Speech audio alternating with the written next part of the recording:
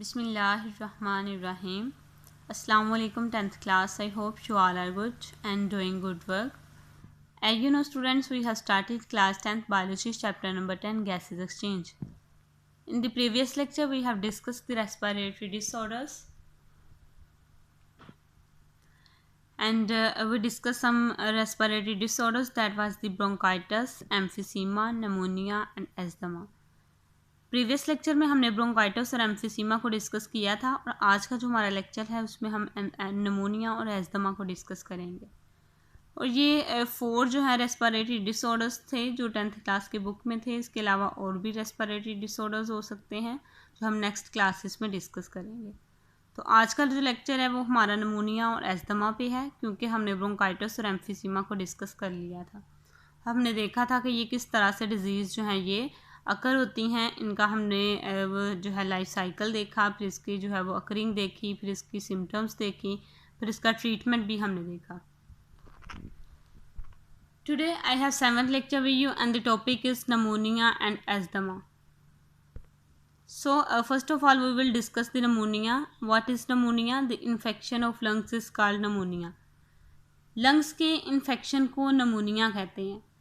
और अगर ये इन्फेक्शन जो है ये दोनों लंग्स को अफेक्ट करता है तो फिर इसको हम कहेंगे डबल निमोनिया। यानी कि आपको पता है कि जो ह्यूमंस हैं इनमें पेयर ऑफ लंग्स जो है वो चेस्ट कैविटी में प्रेजेंट होता है। तो अगर ये दोनों लंग्स को अफेक्ट करेगा तो फिर ये होगा डबल निमोनिया। तो अगर ये एक को ही करेगा तो फिर इसको हम सिंपल निमोनिया कहेंगे। इसके अलावा इसके काजेज़ हम देखते हैं कि निमोनिया जो है वो किसकी वजह से होता है। ये बैक्टीरिया की वजह से, वायरस की वजह से और फंगल की वजह से होता है।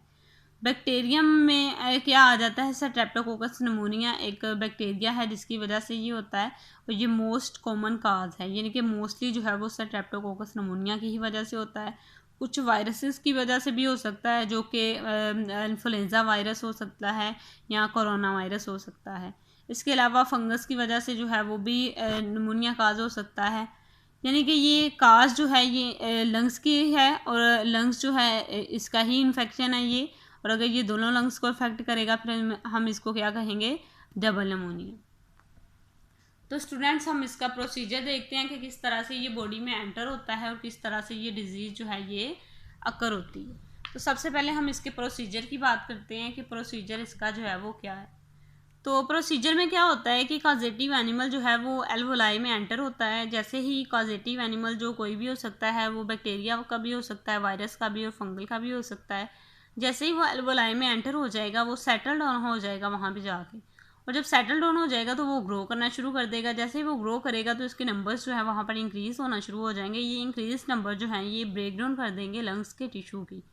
और जैसे ही लंग्स के टिश्यूज़ जो है उनकी ब्रेकडाउन हो जाएगी और ये एरिया जो है वहाँ पर क्या होगा, फिल्ड हो जाएगा पस वगैरह से, फ्लड वगैरह से। और आपको पता है कि एल्वोलाई का एरिया जो है अगर वो किसी भी चीज़ से फिल हो जाता है तो गैसेज एक्सचेंज के लिए साइड जो है वो कम हो जाती है। फिर ऑक्सीजन का इन होना और कार्बन डाइऑक्साइड का आउट होना जो है बहुत टफ हो जाएगा। और फिर इसके नतीजे में तो बहुत सी कॉम्प्लिकेशन जो है वो काज हो सकती हैं, क्योंकि जो मेन साइट है हमारी बॉडी में वो एल्वोलाई है जो के गैसेज एक्सचेंज का प्रोसेस जो है वो जहाँ पर होता है। तो अगर यही जो है वो अफेक्ट हो गई है तो फिर तो सारा सिस्टम ऑटोमेटिकली अफेक्ट हो जाएगा और गैसेज एक्सचेंज का प्रोसेस तो बिल्कुल कम हो जाएगा। तो इसकी सिम्टम्स देखते हैं कि किस तरह से ये जो है वो अकर होती हैं।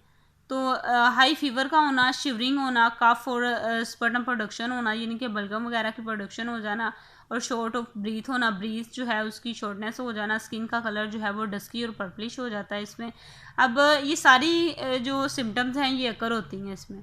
और ये स्किन का कलर डस्की और पर्पलिश कैसे हो जाता है, मैंने आपको बताया कि जब एरिया जो है वो पस वगैरह से फिल हो जाएगा तो गैसेज एक्सचेंज के लिए साइड जो है वो बहुत कम होगी, तो गैसेज एक्सचेंज का प्रोसेस जो है वो बहुत कम होगा। और गैसेज एक्सचेंज का जब प्रोसेस बहुत कम होगा तो कार्बन डाइऑक्साइड जो है वो बॉडी में ही रहेगी और जो होगी ऑक्सीजन वो इन नहीं होगी। और जैसे ही ऑक्सीजन इन नहीं होगी तो हमारा जो ब्लड है उसमें पुअर हो जाएगी ऑक्सीजनेशन, यानी कि ऑक्सीजन की मिक़दार जो है वो बहुत कम रह जाएगी। और आपको पता है कि हमारी बॉडी को ऑक्सीजन की ज़रूरत होती है, और ऑक्सीजन की ज़रूरत होती है तो जब वो ऑक्सीजन उसको नहीं मिल पाएगी तो उसकी वजह से क्या होगा कि कलर जो है वो डस्की और पर्पलिश हो जाएगा, और बहुत सी कॉम्प्लिकेशन जो है वो इससे हो सकती हैं, क्योंकि हमारी बॉडी को बहुत ज़्यादा ज़रूरत होती है ऑक्सीजन की।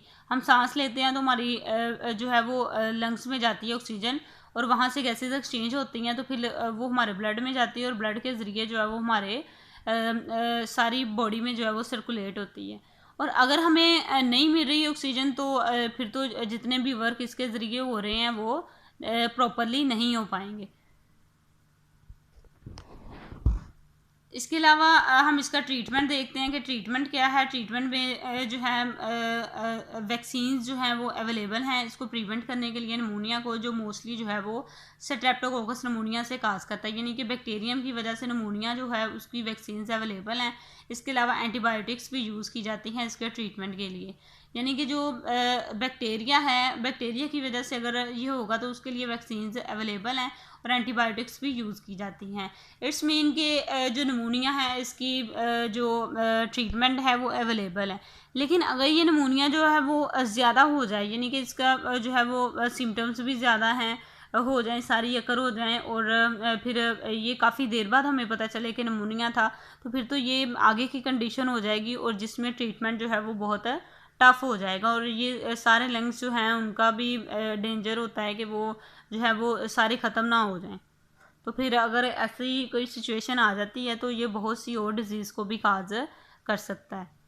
स्टूडेंट्स, अब हम यहाँ पर देखते हैं कि ये जो नमूनिया था ये किस तरह से काज हुआ था। सबसे पहले मैंने बताया कि कोई भी जो है वो काजेटिव एनिमल एंटर होगा एल्वोलाई में, और आपको पता है ये एल्वोलाई का स्ट्रक्चर है। एल्वोलाई का स्ट्रक्चर कैसे है आपको पता है। ट्रेकिया जो है, विंड पाइप जो है वो डिवाइड हो जाता है 2 ब्रांचेज में, जिसको हम ब्रोंकाई कहते हैं।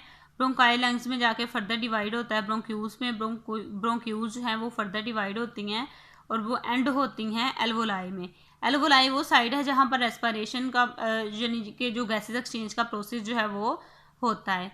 अब जैसे ही वहाँ पर कोई काजेटिव एनिमल जो है वो आ जाएगा और वो वहाँ पर आके सेटल डाउन हो जाएगा, वो नंबर्स में ग्रो करेगा, फिर लंग्स के टिश्यूज़ जो को क्या करेगा, डैमेज कर देगा, ब्रेक डाउन कर देगा उनकी। और अब ये एरिया जो होगा इसका ये फिल हो जाएगा पस वगैरह से। जब इसका एरिया जो है वो पस वगैरह से फिल हो जाएगा तो गैसेज एक्सचेंज के लिए तो बहुत स्पेस कम रह जाएगी, यानी कि ऑक्सीजन का इन होना और कार्बन डाइऑक्साइड का बाहर होना इस साइड से होता था। तो फिर अब कैसे होगा वो, क्योंकि यहाँ पर तो एरिया बहुत कम रह गया, नैरो हो गया ये एरिया। तो फिर क्या होगा कि जो शॉर्टनेस ऑफ ब्रीथ है वो भी होगी और बहुत सी कॉम्प्लिकेशन जो है वो इससे होंगी। और इसके अलावा ये ब्लड डिजीज़ जो है उसको भी काज करने का बायस बनेगा। स्टूडेंट्स, इसके बाद हमारे पास जो 4th डिजीज़ है, डिसऑर्डर है, वो है एस्थमा। अब एस्थमा क्या होता है? It is a form of allergy. ये एलर्जी की ही एक फॉर्म होती है, और ये एलर्जी जो है ये ब्रोंकाई में जो है वो शो होती है, यानी कि ये इन्फ्लेमेशन हो जाती है इन एलर्जेंस की वजह से ब्रोंकाई में। जैसे ही ब्रोंकाई में जो है वो हो जाएगी, एलर्जी हो जाएगी, इन्फ्लेमेशन हो जाएगी, तो फिर क्या होगा, म्यूकस की प्रोडक्शन जो है वो ज़्यादा हो जाएगी। जब म्यूकस जो है वो ब्रोंकाई में ज़्यादा हो जाएगा फिर उसका एयरवे जो है वो नैरो हो जाएगा, यानी कि तंग हो जाएगा, फिर गैसेज एक्सचेंज का प्रोसेस जो है वो कम होगा।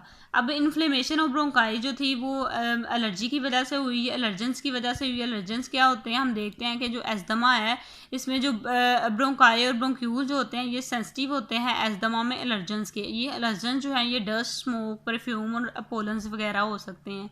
और स्टूडेंट्स, आपको पता है कि कुछ लोगों को डस्ट एलर्जी होती है, कुछ को स्मोक होती है, कुछ को परफ्यूम से, पोलन से, इस तरह से होती है। और जैसे ही जिनको इस तरह से ये एलर्जी होती है, जैसे ही इनका जो है ये डस्ट वगैरह से वास्ता पड़ता है, ये स्मोक से, तो फिर क्या होता है, ये इनकी जो ये ब्रोंकाई और ब्रोंक्यूल जो होते हैं ये सेंसिटिविटी शो करते हैं।